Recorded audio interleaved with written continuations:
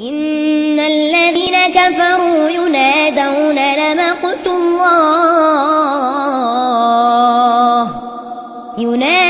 لمقت الله أكبر من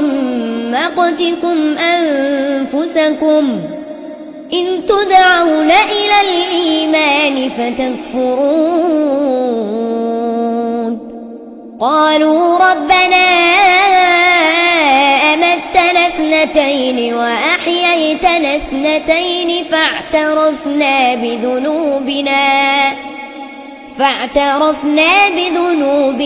فهل إلى خروج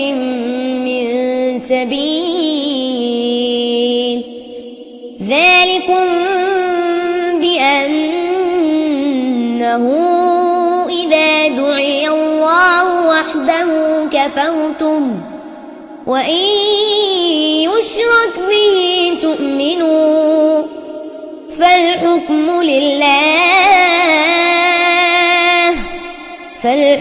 لله العلي الكبير.